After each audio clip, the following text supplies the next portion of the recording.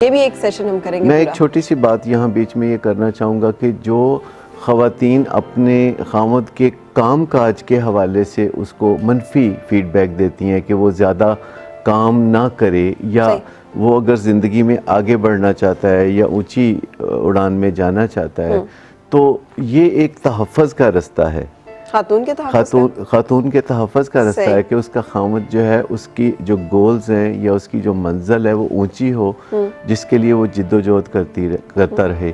और ख़वातीन को थोड़ा सा ये एक पहलू रखना चाहिए कि वो खामद को लगे कि मैंने इसको अभी तस्खीर नहीं किया, ये अभी मसख़र नहीं हुई। ये कैसे देंगे जिसमें ये भी ना आए कि तुम तो मेरे कोई, आमिर खान ने बेगम को ये कह के छोड़ दिया था कि मेरी कोई परवाह ही नहीं करती, उसको तो मेरा कोई फिक्र ही नहीं है, उसने कभी मुझे सेलिब्रिटी समझा ही नहीं है, उसने मुझ पे मुझे ओन ही नहीं किया उस तरह से।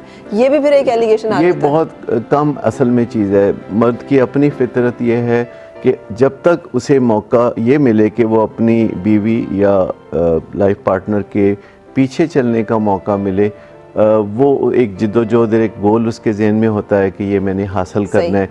वो जैसे ख़वातीन जो है शादी के बाद मर्दों को बदलने के लिए कुछ ना कुछ, किया जाए, मतलब कोई एक रवैया ऐसा बता देना जिससे समझ आ जाए हमें कि ये आप क्या कह रहे हैं। ज़्यादा रूड भी ना हो कि तो समझती नहीं है कुछ, ये तो हमें किसी खाते में ही नहीं लिखती है। नहीं देखिए, रूड होने का इससे कोई ताल्लुक नहीं है। असल बात यूँ है कि मर्द और औरत के रिलेशनशिप में मर्द का काम है पीछे आना। ठीक है, देखिए किसी भी ऐसे रिश्ते में, शादी में, शुरू में ख़वातीन जो है मर्द को जो है वो बदलने के लिए कुछ ना कुछ कह रही होती हैं और फिर कुछ साल के बाद उसे कहती हैं कि तुम तो कितने बदल गए हो।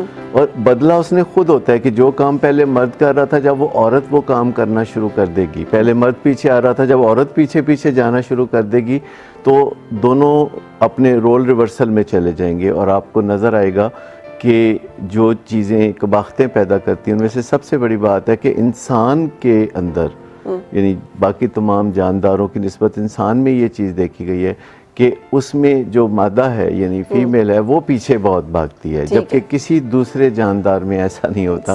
तो हमें दूसरे जानदारों से ही सबक सीखना चाहिए। बिल्कुल।